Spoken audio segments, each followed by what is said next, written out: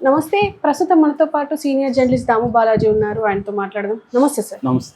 Sir Vijayamma YS Jagan మీద కేసేశారు అని అంటున్నారు. ఏ కేసు విషయంలో అంటే ఇలా వేసి ఉండొచ్చు సార్? యాక్చువల్గా ఇది కేసు అనే కంటే కౌంటర్ వేశారు జగన్ మీద, భారతిరెడ్డి మీద, క్లాసిక్ రియాలిటీ ఈ మూడింటి మీద విజయమ్మ ఎన్సిఎల్టీ అంటారు, అంటే నేషనల్ కంపెనీ లా ట్రిబ్యునల్. ఈ ఎన్సిఎల్టీలో ఆమె నిన్న కౌంటర్ వేశారు. కౌంటర్ వేసింది, ఆ కౌంటర్ చూస్తే చాలా ఆవేదనగా ఉంది ఆ కౌంటర్. ఎందుకంటే బేసిక్గా సరస్వతి పవర్ లిమిటెడ్ ఏదైతే వీళ్ళ కంపెనీ ఉందో ఆ కంపెనీ వివాదం అయింది. మనం చాలాసార్లు చెప్పుకున్నాం ఈ టాపిక్. బేసిక్గా ఏంటంటే సరస్వతి పవర్లో వాటాల్ని జగన్ గిఫ్ట్ డీడ్ కింద విజయమ్మకి ఇచ్చాడు. విజయమ్మ దీన్ని జగన్కి చెప్పకుండా షర్మిలాకి రాసిచ్చింది. సో ఇది చెల్లదు అని చెప్పి జగన్, భారతిరెడ్డి, ఈ క్లాసిక్ రియాలిటీస్ ఈ ముగ్గురు కలిపి ఈ నేషనల్ కంపెనీ లా ట్రిబ్యునల్లో కేసు వేశారు. సో దానికి కౌంటర్ ఏమని లా ట్రిబ్యునల్ ఏమని అడిగింది. ఈమె నిన్న కౌంటర్ వేసింది. సో ఈమె వాదన ఏందాం, తర్వాత జగన్ వాదన మళ్ళీ చెప్తాను నేను. ఈమె ఏం చెప్తుందంటే విజయమ్మ, ఈ కంప్లీట్గా ఇది నా వాటాలు, 99.75% వాటాలు నావి. సో నా వాటాలు నేను నాకు ఎవరికైనా రాసిచ్చే హక్కు ఉంది. సో నేను షర్మిలకి రాసిచ్చాను. దీన్ని మేము కుటుంబ వివాద పరిష్కార ఒప్పంద పత్రం రాసుకుని దాని ప్రకారమే కంపెనీ యాక్ట్ కింద దాన్ని రిజిస్టర్ చేసుకున్నాం. కాబట్టి ఇది నా వాటాలు కాబట్టి నా వాటాలని నేను రాసిచ్చాను. కాబట్టి దీంట్లో ఎటువంటి ఇది లేదు. కానీ నన్ను ఇవాళ నా కొడుకు జగన్, నా కోడలు భారతిరెడ్డి నడివీధిలో నిలబెట్టారు, కోర్టుకు ఎక్కేట్టుగా చేశారు. ఇది నాకు చాలా బాధగా ఉంది. ఇద్దరు బిడ్డల మధ్య నేను కోర్టుకు రావాల్సిన పరిస్థితి ఏర్పడింది. దీనికి ప్రధాన కారణం జగన్ అండ్ భారతిరెడ్డి అని ఆమె చెప్తుంది. జగన్ వాదన ఏంటంటే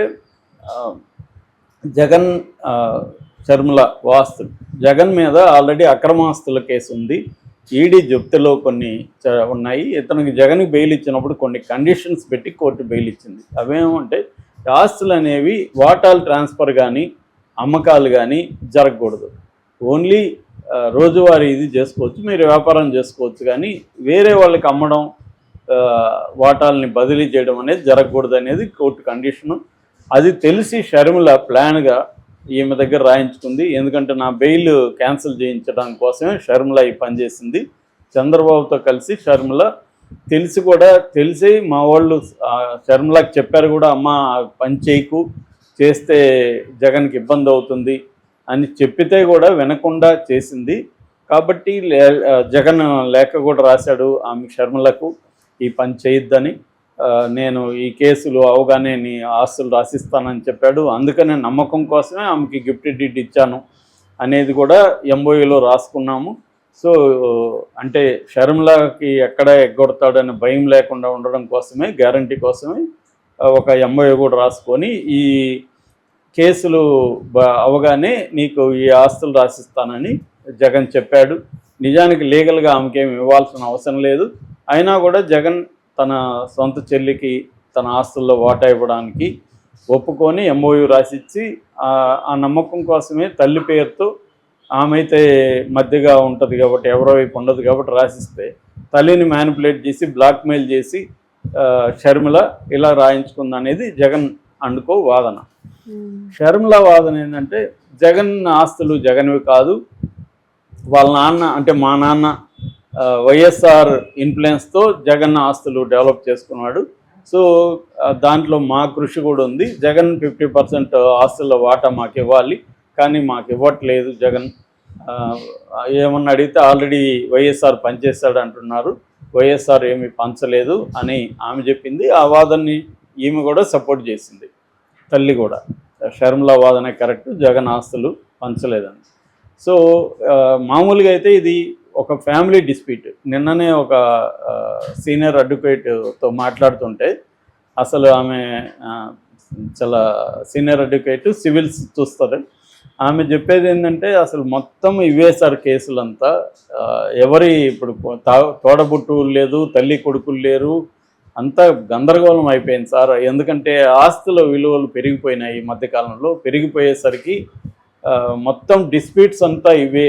తల్లి మీద కొడుకు, కొడుకు మీద తల్లి, అన్న చెల్లెలు, అక్క తమ్ముళ్ళు వచ్చి కోర్టులో కేసులు వేసేస్తున్నారు. మాకు వచ్చే కేసులంతా ఇవే సార్. రోజుకి నేను 20-30 కేసులు మా ఆఫీస్ నుంచే చూస్తున్నాను అని ఆమె చెప్తుంది. ఇది జనరల్గా వాస్తవం. ఎందుకంటే ఈ మధ్యకాలంలో ల్యాండ్స్ అనేవి విపరీతంగా అన్ని చోట్ల పెరిగిపోయినాయి, కొన్ని చోట్ల అబ్నార్మల్గా పెరిగిపోయినాయి.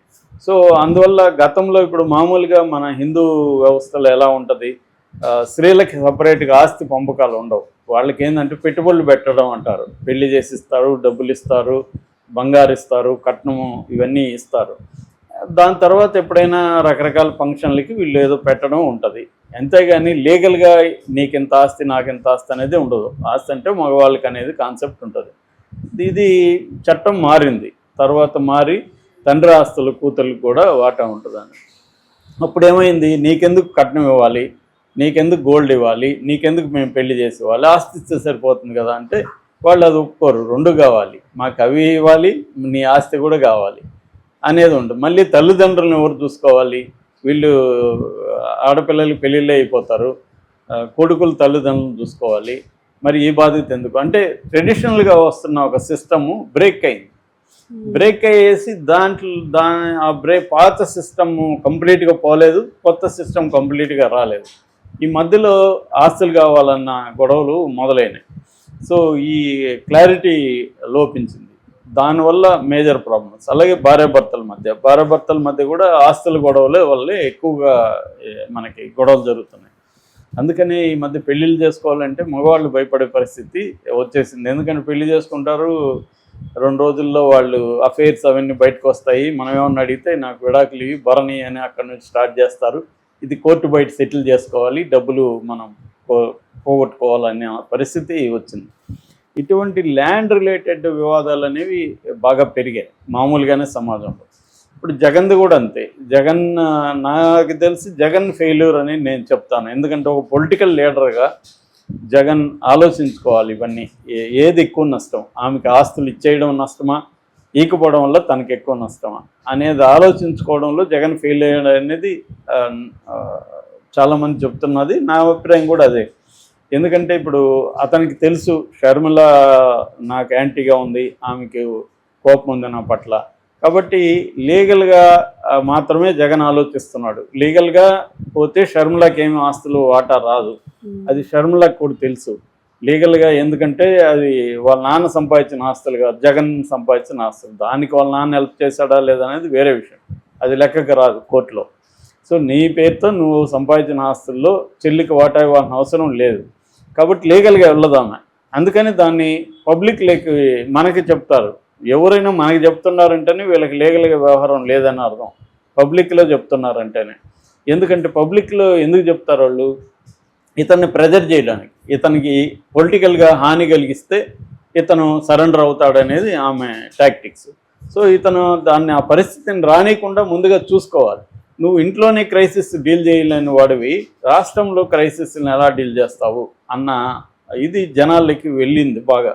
దాన్ని తెలుగుదేశం కూడా చాలా ఆర్గనైజ్డ్గా బలంగా తీసుకెళ్ళింది.